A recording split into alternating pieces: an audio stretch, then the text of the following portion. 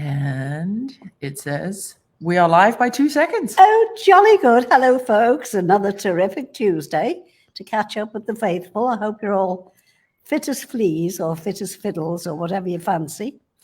And here we are again, one more time. Yep.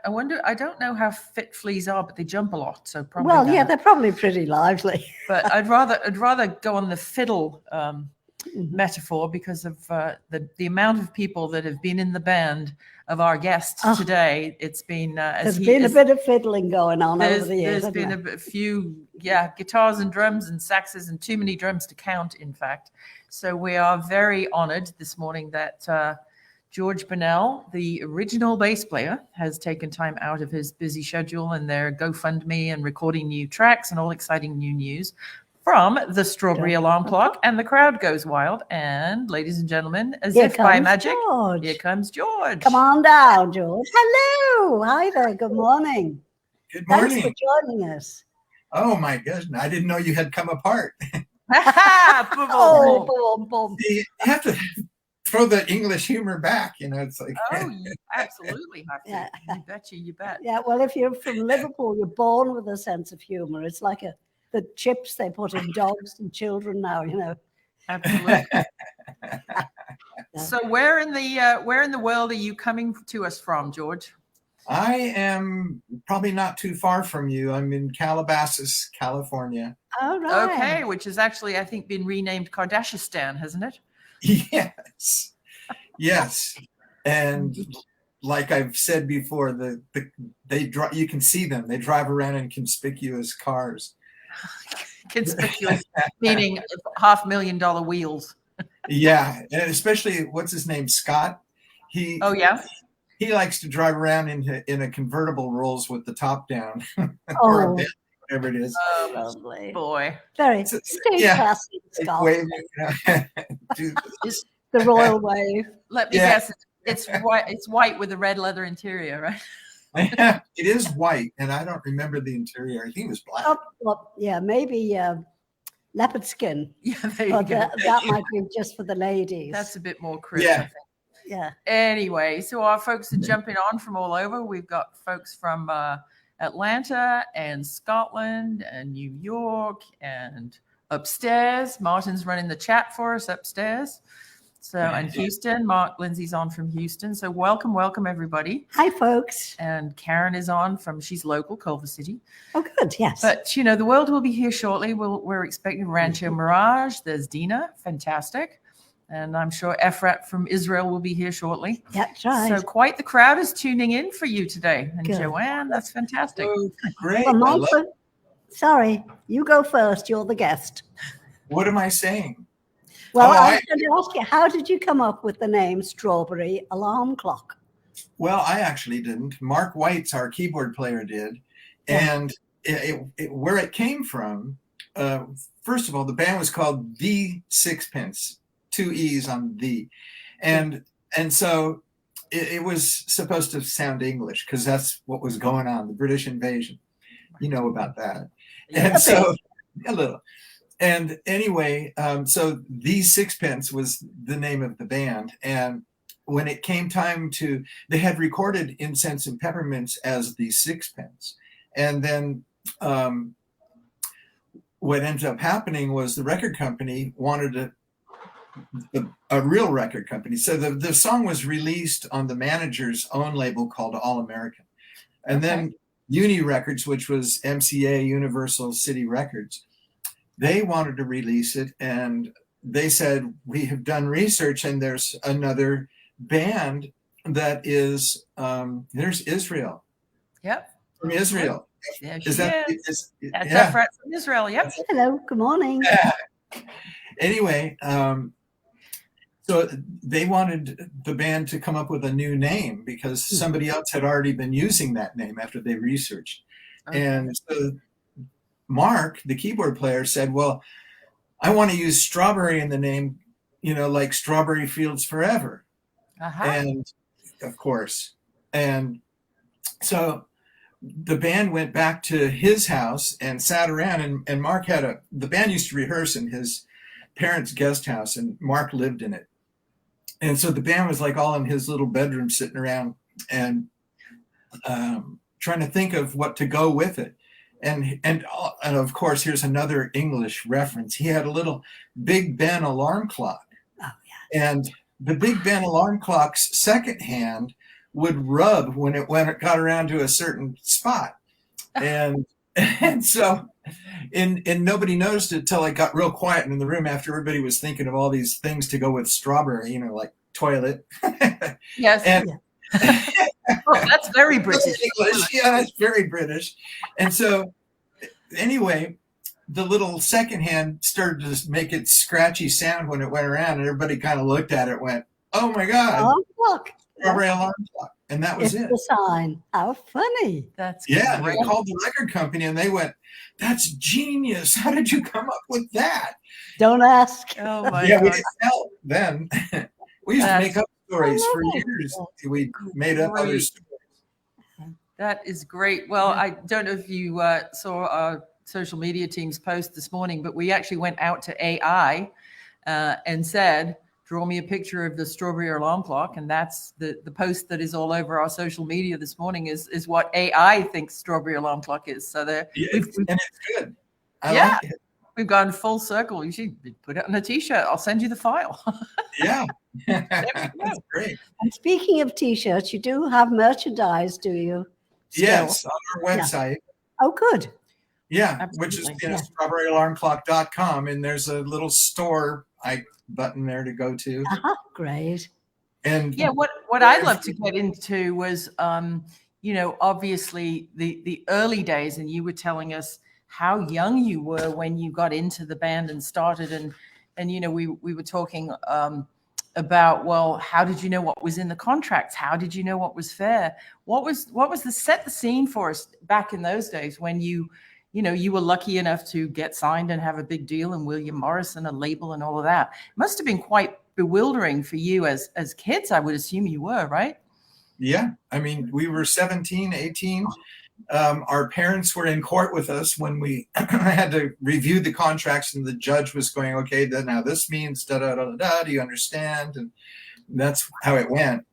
So we were kind of protected more than like a lot of other groups that we knew, like Jefferson Airplane. I mean, we had a crooked manager too, though. They had a crooked manager, but there's some groups that, like Moby Grape, which was one of the Beatles' favorite bands. Yeah.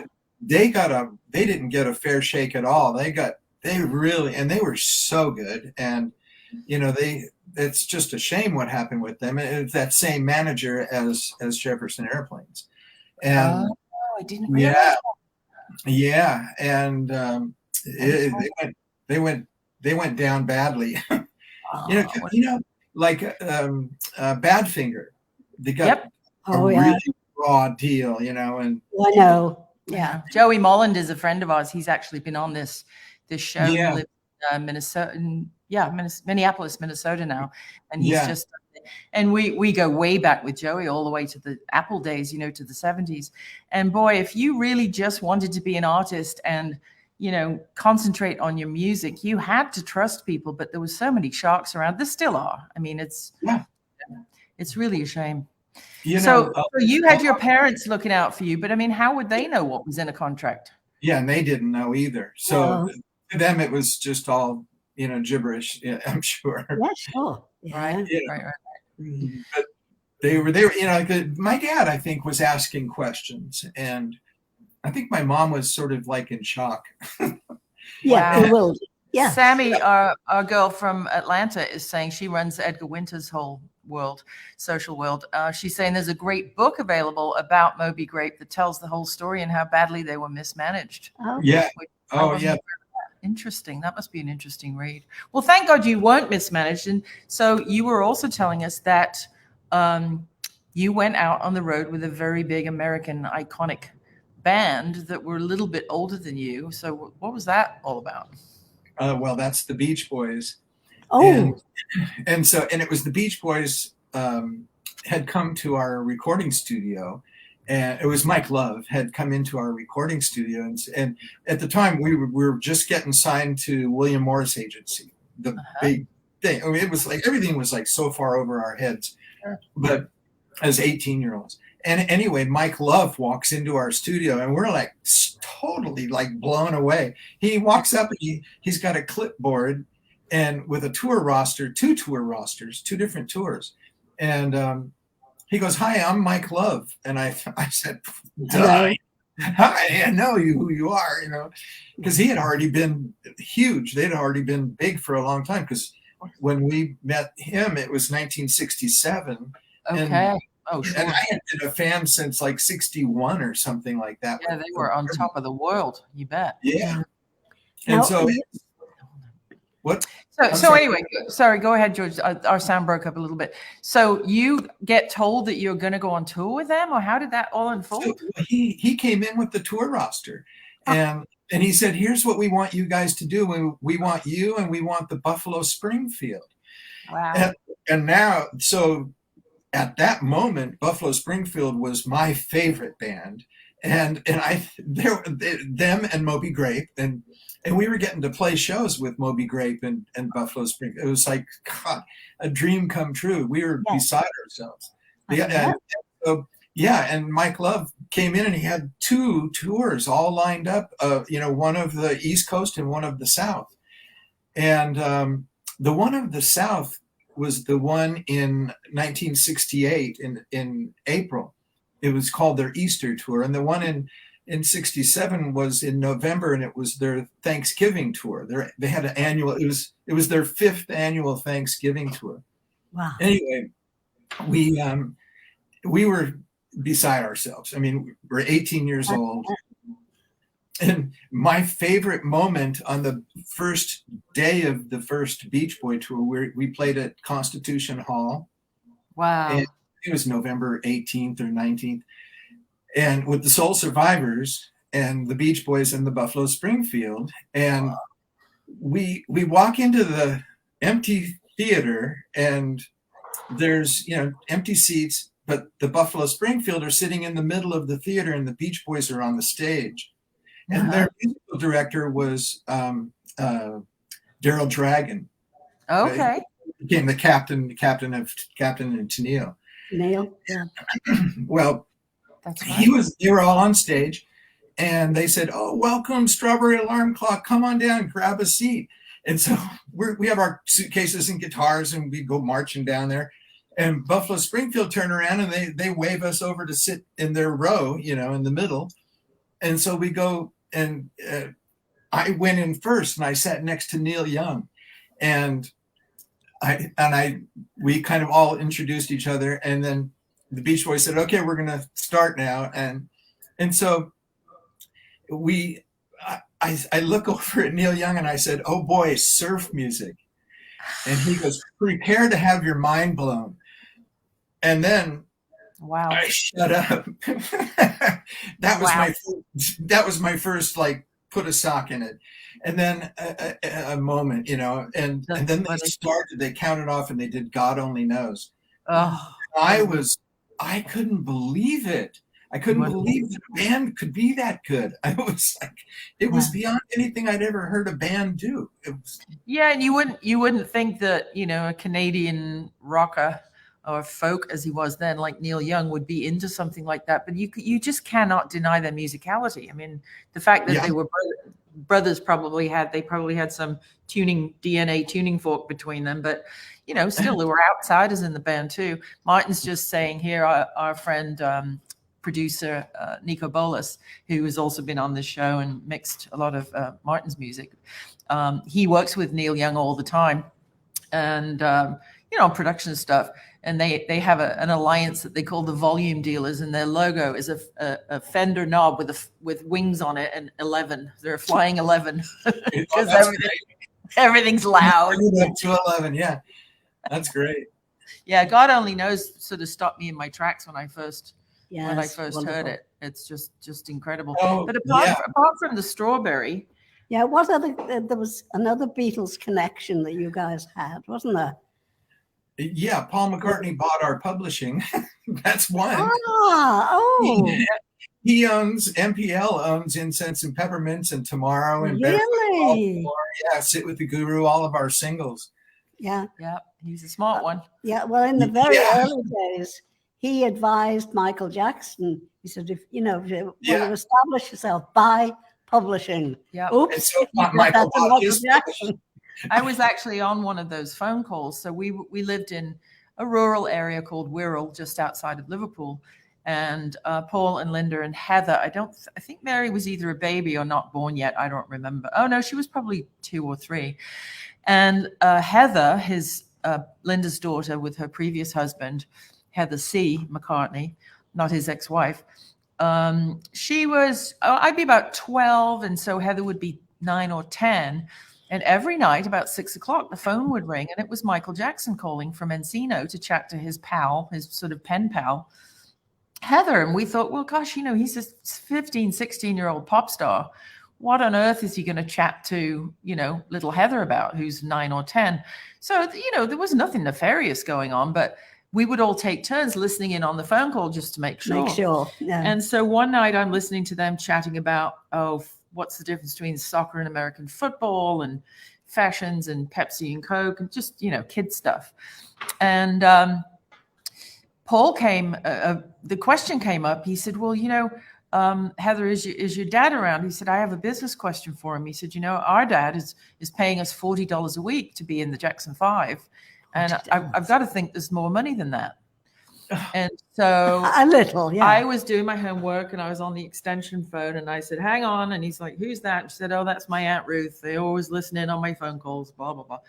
So I went and grabbed Paul and I heard the basic conversation. He said, well, Michael, he said, you can perform for the rest of your life and you can sing and you can get paid by the show, by the ticket, by the hour. But where you're really going to get successful is buy publishing rights. I heard Paul tell Michael Jackson to buy publishing, who wound up owning the Beatles. And he did, didn't he? He sure did. Yep. Yeah. So, yep. Yeah. And then he lost it to Sony, which was kind of the story I was telling you before the show. Yeah. Yeah.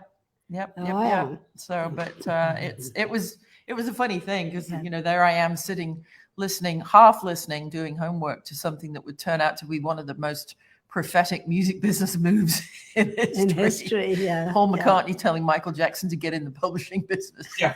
I know. No kidding. No kidding. Yeah. Well, he took that advice, didn't he? At least. Yeah, absolutely. Yeah. So when did the MPL deal go down? How long ago was that? Is that recent? I think it was in 1982 or something like that. He bought Claridge Music is what it was. Our producer was also a publisher and he owned Claridge Music publisher. And his name was Frank Slay. Frank wrote the song Silhouettes. Okay. I took a walk, da, da, da. And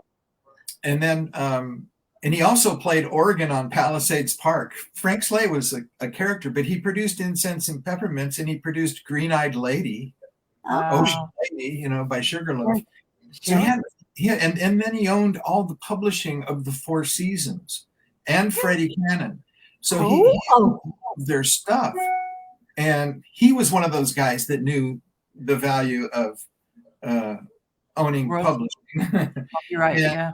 Yeah. And then he sold it when he got older, I guess, and then he just sold it to MPL. Wow. Interesting. Yeah. So, tell us about your fellow band members, the present lineup. How long have you guys been together? Well, my songwriting partner, Steve Bartek, and I grew up together. We lived next door to each other in Woodland Hills, which is like the next town over from where I live. And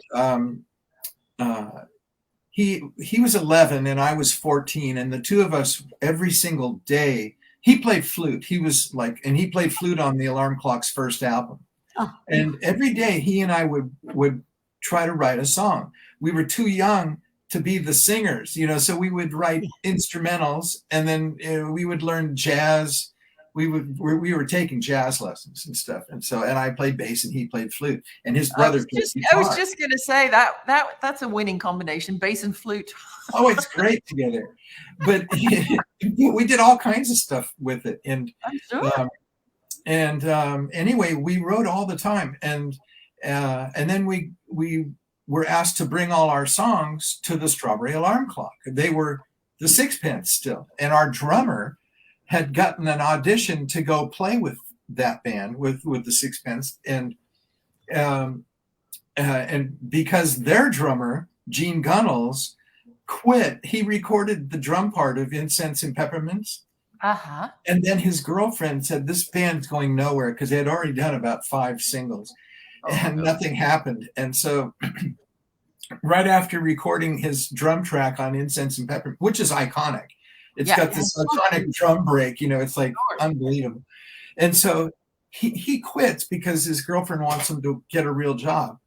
And he said, you have to make a choice between me and the band. So boy. Like, okay. So he went and did that. Wow. I did that once with a boyfriend. I was, very, very fond of him, but he was starting to get into cocaine and drugs, and it just wasn't my thing. I wasn't interested. I wasn't curious, didn't care to try any of that crap. And I made the fatal mistake one night in the middle of the night in what I thought was going to be a fetching negligee of saying to him, "It's me or the drugs." And he jumped up, packed his bag, and I never saw him again. Oh my God. Whoops. Yeah, backfired. Yep. Should have tried a different negligee. Yeah, or none. I told you that one from Kmart would never work. No. Kmart didn't get the job done. No. But, boy. That must be so frustrating. You're so on the edge of something, and then you walk away. Boy, the poor guy. Oh, yeah. And then he had, when he was, I think the job he got was at McDonald's or something. Oh. And then then the music would be on, and he'd hear Incense and Peppermints come over the air, and he'd go like, damn, that's me. But it's anyway, always the drummers, though, isn't it? It's the rotating drum stool. Do you think that's why that's the running joke in Spinal Tap? Yeah, it is.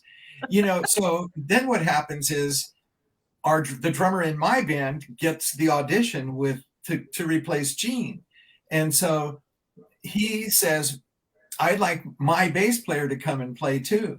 And him and his songwriting partner have a lot of songs, and it could help the band, because the band was just doing Doors songs, and they were doing covers.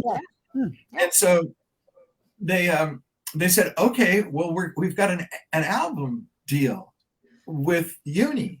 And so Randy said, great, I'll bring them over. And so Steve and I, it's Steve Bartek, my next door neighbor, and he and I go to the rehearsal, and they say, oh, we love all these songs. We want to do them all. Will you come into the studio, and will you play bass on them, and Steve play flute and do some harmonies and stuff? And so we said, okay, and so we go in there, and they had 2 weeks and $2,500 to record an album. Oh my God. Yeah. And, and so we go in there, and we do our tracks, and we're all excited. I mean, Steve and I were excited. And then they said, we want you guys to be in the band. And so we're like, oh, wow, okay, cool. So we go home. I think one of our dads drove us there, because Steve was 15 and I was 17 or 18. But I didn't have my license because I didn't get good grades in school, because I was always playing music. But anyway, yeah. So we go home and tell our moms, and the dads didn't care. And so we tell our moms, and my mom goes, no, you're going, because I had just graduated high school. She goes, you're going to Chouinard Art School, because she wanted me to be a design artist, because I was an art major in school. And so and I said, no, I'm going to go on tour with the band. And I said, and I'm 18, I can do whatever I want, that kind of thing. Oh, you know it all at 18, don't you? Yeah, you know everything. Yeah. And then Steve tried it, and his mom, they're right next door, and Steve's mom's like, no freaking way. You're finishing school. You're 15 years old. You're going to go to college, and that. And he did. He went to UCLA, got his degree in music. Now he's an orchestrator. He's done all of Danny Elfman's films. Oh my goodness. And he also got his rock and roll dream, because he couldn't go on tour with us, and he just sat back and went, oh no. But he ended up being the lead guitar player of Oingo Boingo. That's right. So he got his I don't know how many albums they did, a lot of them, but he really got his rock and roll, thing. Reward. Yeah. Reward. Great. That's great. Yeah, and he finished school, and he got his degree, and he orchestrates and composes film scores, and he still plays with the Oingo Boingo band, but it's like without Danny Elfman in it anymore. And Sure. Danny was the lead singer of Boingo, but anyway, I guess Joanne's just saying we've been saying Incense and Peppermints, so her Alexa is playing it for her right now. oh, that's hilarious. Be careful who's listening. My Alexa has been talking to me even when I don't say her name. I say other people's names and she answers things. Well, Martin said the other night his iPad was on his desk on that side of the house. We were upstairs watching TV, and they were doing a piece on Syria, and Siri kept saying, "Yes, what can I do for you?" It kept saying Syria on the TV, and like 30 feet away, his iPhone was going, So you have to be really careful who's listening. Oh, yeah. We funny. often notice things we talk about when she's getting dinner ready at night. Oh, well, that's because your microphone is turned on your phone. You have to go into all the apps and switch the mic off. And we just, that's another story. Some of what's been going on in the daytime, and some of it is rather raunchy and a little colorful, to say the least. If you want to have a private conversation, put your iPhone in the microwave and shut the door. Don't switch it on. Don't switch the microwave on, but go hide your phone. Yeah, that's secure. It's amazing in there. So some of the other. So anyway, so that's the Steve and my saga of the band, which is pretty remarkable. And then there's Mark Stephen Weitz. And Ed King. Ed King was our lead guitar player, and he used to write songs with Mark Weitz. And Ed usually wrote the bridge. Like Mark would write the body of the song. There's a bad story. Talk about getting ripped off. Mark wrote Incense and Peppermints. He wrote the music. Mm-hmm. And then he called up Ed and had Ed come over and help him with the bridge. Well, they didn't have any lyrics. And so they thought it was an instrumental. Okay. Because there was so much music in it. I can see that. Yeah. And so they went into the studio and recorded it, because the band's manager, who was the crook that ripped us off, he also was the guy that made the band. He supported the band in the beginning. And the story is so convoluted. So the manager of the band was the manager of, I think, a Safeway market, and the guys in the band were box boys, and at the market, and that's how they put the band together. Anyway, so they had jobs, and then he was paying for the recording sessions. Well, anyway, they go in and they record Incense and Peppermints. And it's only Mark and Ed and the drummer, Gene. And they did everything. And it's the actual record that became the big hit record. Wow. But there was no vocal. Right. And so the producer, Frank Slay, again, who was the publisher, he said, well, I have another artist that's in my publishing, group, whatever you call it. Yeah, and he says his name's John Carter, and he has a title called Incense and Peppermints, and Frank thought that title suited the music, which is kind of brilliant. It does. And so he said, I'd like him to try to write a set of lyrics to go with it. And so John Carter, they send him the basic track that they have. Carter comes back with a whole set of lyrics of Incense and Peppermint. And the band's like, yeah, that's cool. So Carter showed him how it goes, the melody and stuff. And so they each take turns, including Gene, the drummer that played on it, was already gone. And our drummer, Randy Seol, was the new drummer. Right. And so they tried his vocal on it, because Randy Seol was going to do harmonies and everything too with the band and be the drummer. And so they had him try it, and it didn't suit the song. And so then they had Mark Weitz try it, and Yeah. it didn't fit. It was the wrong key for Mark. And Right. they had Lee Freeman, who was he was the band's kind of upfront lead singer. He was like our Mick Jagger kind of guy. Okay. But he also played guitar and a bunch of other instruments, but he mainly stood up front and acted like a lead singer. And so he tried it, and it was in the wrong key for him too. And in those days, a wrong key meant that you're screwed. You'd already recorded it. You couldn't manipulate it and change it. No. So what ended up happening was there was another guy, another one of the Box Boys, that happened to be the band should have been called the Box Boys. I just was going to say. Yeah. And so his name was Greg Munford. He was there in the studio when they were doing all this. And they said, Greg, why don't you try it? Because Greg was also a singer and songwriter and everything else, but he wasn't in the band. But he had the same manager, the same producer and everything. So Greg said, okay. And so Greg tried it, and it was exactly in the right key for him. And that's the vocal that you hear. So Greg sang it, and it was like one take. And the joke was that he was in the band for 3 minutes because they asked him to join the band, and he said, no, I'm doing my own thing. He wanted to do his own thing. So he turned down the invite, and so that's Greg Munford sang it. And then Randy, our drummer, who became the drummer, was the designated lead singer. And so he had to struggle through it. He had to sing it live. But most of that was being done on TV, so the stuff on TV was lip syncing in those days. Right. Because they didn't know how to do it. I think in England they did a lot of live recordings, because I see them all the time with the Yardbirds and the Stones and the Beatles. But here everything was like taped. Even when they were like when you did like Ed Sullivan was pretty much kind of like live, but they didn't do everything live. They recorded part of it and sang part of it.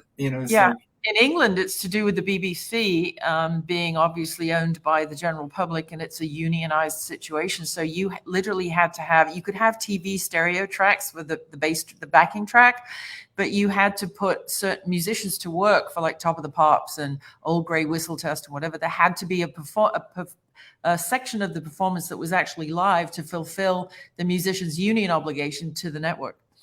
Well, that's great, as it turns out. But now it's you've got some real historical information, that would have been lost. Yes, that's how you say. Yeah, well, the whole show, absolutely. Wow. Yeah. So now, what was the story with the writing credits of Incense and Peppermints? So these guys wrote the music. Somebody wrote the lyrics. Yep. Yeah. So John Carter, he was the guy that wrote the lyrics. He had a songwriting partner named Tim Gilbert, and Tim Gilbert and him did what Lennon and McCartney did. It didn't matter who wrote the song; they put both their names on it all the time. I see. And that's what they did. They had a regional hit here, and it was called Acapulco Gold. The streets are lined with bricks of Acapulco gold, and it was their band was called the Rainy Days, and it was like a what do you call those jug band kind of thing, But it was actually a hit. Wow. I guess they call them skiffle bands, Yep. And they were really very good, and they had a regional hit until the DJs figured out that the song was actually about bricks of marijuana, Acapulco Gold. They didn't know it at first, and so anyway, boy, Carter, he wrote. What was your second clue? Yeah. And so then the manager, so the producer comes to the manager and says, okay, who are the writers of the music? Because John Carter and Tim Gilbert are going to be on it, as the writers of the lyrics. And who wrote the music? And so Frank Slay goes, Bill Holmes, the manager, he says, well, he goes, I want my name on it because I paid for the session. And the producer goes, no. That is not going to happen. Your name's not going to go on it. He goes, but I paid for that. I want my name on it. And I want everybody's name on it. And so Frank Slay's like, no, you're not cutting the pie up that much. Who wrote the music? And he says, well, Mark and Ed wrote the music. And so they have to be on it, but I want my name on it too. And, Wow. he goes, he wouldn't accept it any other way. And so Frank Slay got pissed and said, that's it. He sent in the copyright with only John Carter and Tim Gilbert, leaving off Mark Weitz and Ed King. They got nothing. Oh. Wow. It never, ever got resolved. And they were told that if they tried to fight it, that they would not go anywhere in the music business, that this is how it works in the music business. If you want to make it. I wonder if MPL knows this story now that they're the publisher, if it can be re-copywritten, because you could do a derivative copyright for $65 with the Copyright Office if everybody agrees now. Yeah. You know, I mean, it might be worth talking to Nancy or Jeff or somebody at MPL to say, look, here's the true story.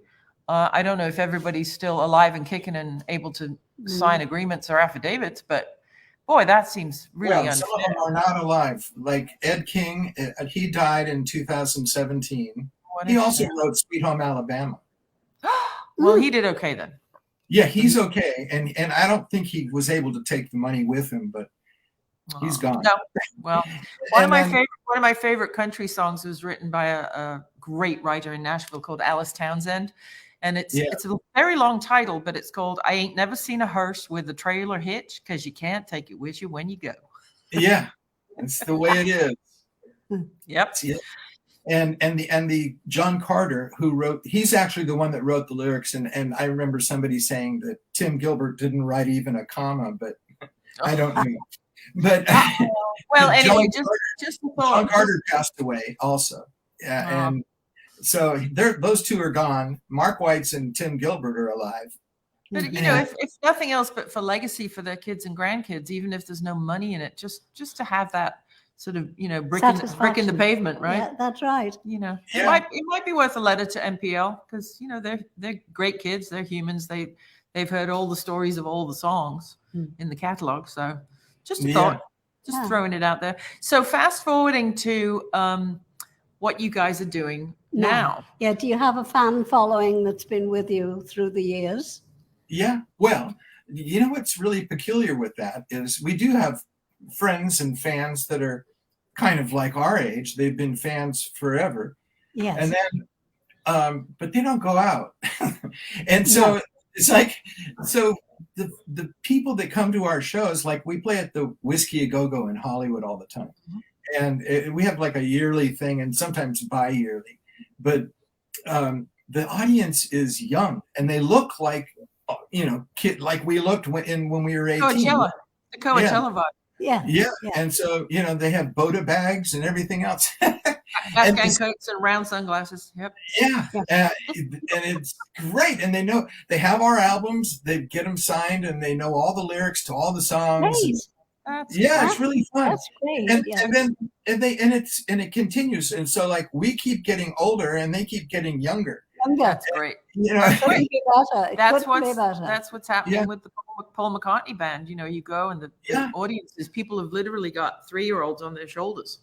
You know, it's multi-gen. But that's the beautiful thing about music. It's multicultural. It doesn't know borders. It doesn't see color. It's just multi-generational.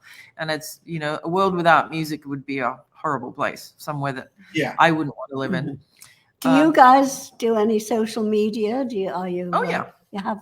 Yeah, we do our Facebook stuff and everybody's on Facebook and we have, you know, whatever the other things are too.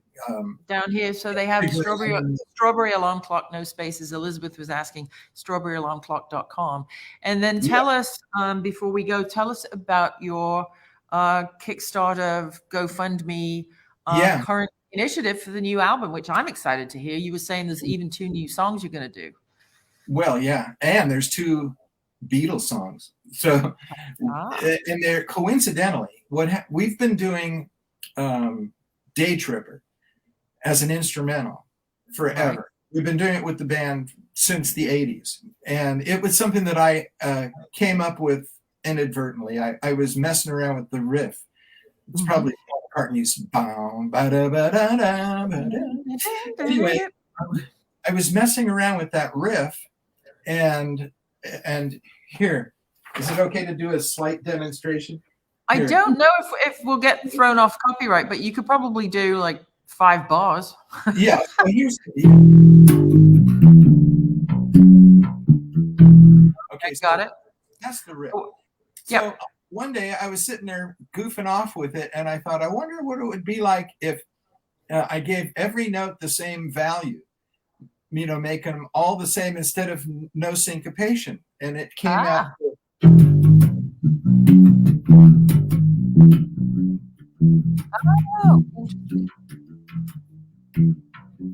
Oh, listen to that.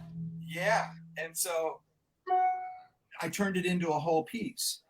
And so it turned into being a really fun thing for the band to do. It's like, because the song is really great, of course.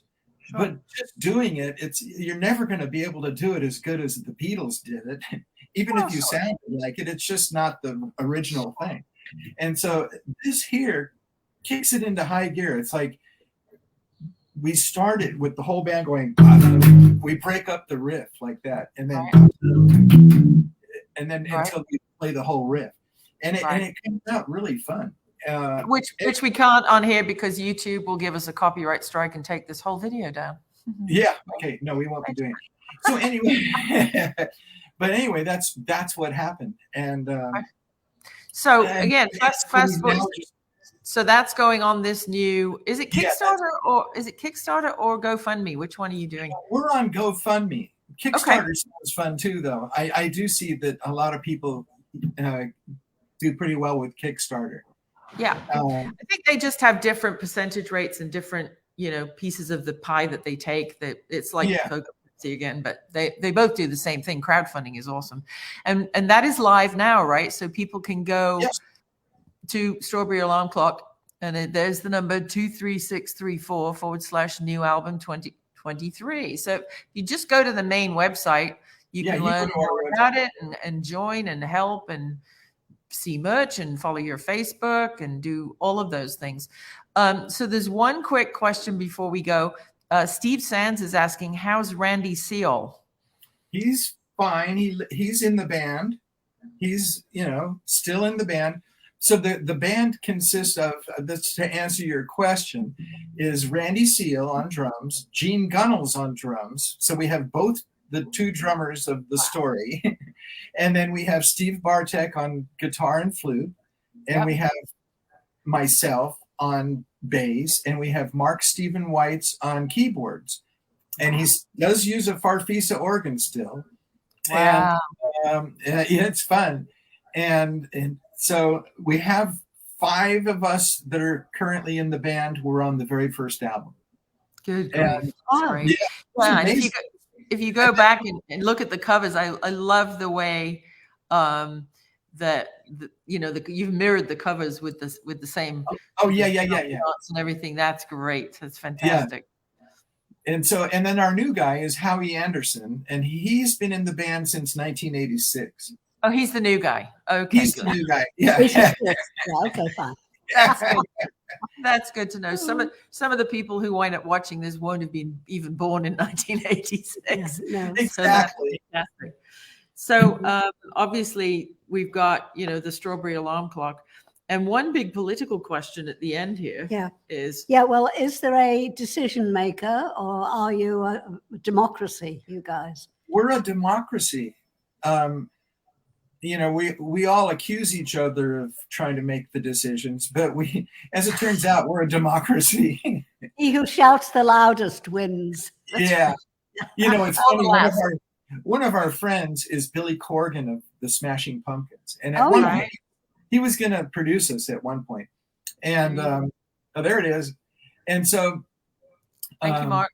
He actually, Billy Corgan, he said, so are you guys a democracy? And Mark, our keyboard player, goes, yeah, we're a democracy. And then Billy goes, well, how's that working out for you guys? Because in his band, he calls all the shots, and that's it, Right. Yeah. But, Well, the answer might have been, yeah, we're a democracy because I say so. Yeah. yeah. That's the answer. That's it. Yeah. Well, thank you, Mark Lindsay from Houston. Our good friend Mark has just donated to your GoFundMe account. Oh, and good. and Nice. then there's the link there for everybody else who can also go on strawberryalarmclock.com. Find these guys on the web, the interwebs at Strawberry Alarm Clock, on Facebook, on all of those good things. And I can't thank you enough for taking us down memory lane It's today, been George. great, It's yeah. just fantastic. Fabulous. It's like Yeah. You guys feel are like- really, really, really fun and Oh, sweet. good. Oh, you haven't heard the last of us. Absolutely. That's good. Thank you so much. And we will be posting this shortly on our YouTube channel. And don't forget that today's episode was brought to you by Mrs. McCartney's Tea's Strawberry Fields flavor. Aha. Ah, Ah. go. And we're wearing red for strawberries. And Carrie's on, the lovely lady who introduced us. Thank you, Carrie, for the introduction to George. She said, great yeah, job. hi, Carrie. And, yep, absolutely. Good. Mark from Houston and Dina from the Palm Springs area. And folks from all points, north, south, east, and west. And again, like I said, this will be going on the McCartney Studios YouTube channel. So share it with your friends, share it far and wide. Let's get this album made and back into number one. Let's talk to Carrie. Let's get you a Grammy. Yeah, I know. I'm a voter. I'll vote for myself. Yes. Oh, Indeed. good. Carrie and I met at the dog park. Oh, did you really? How funny. Yeah, years ago. Yeah. We used Carrie to see is each other at the dog park. Carrie is our resident Grammy expert. She's brilliant. She does great She's work. great. Yeah. Great work. She introduced us to Grant Geisman, who was a guest recently. Yeah, he's And then, of course, she and I worked on the Edgar Winter with Sammy, who's on Sammy Starshine. McCartney builds Edgar Winter's website, and Sammy does his social media. And Carrie, of course, was spearheading the nomination and the ultimate win this year for Edgar. So yeah, go that's team. awesome. It takes a team, man. I tell you. Yeah. It really does. And fans, lovely people like you. And thanks again, Mark, for donating. So we will see you on the flip side. Stay in touch. Go follow Strawberry Alarm Clock. Go find George on the interwebs and throw some money at it. Come on, let's get some good music being made again these days, kids. It is coming out really good. It's coming out great. Good. I think we're up to like 8 or 9 songs so far. So. Oh, super. Fantastic. Yeah, we're doing great. All right, kids. Well, thanks again for taking the time, George. We love you lots. Yes, thanks, can't wait to Love meet you in too. person. And we'll see you all of a sudden. Okay. Yes, Okay, absolutely. Okay, Bye-bye. cheers. Bye-bye.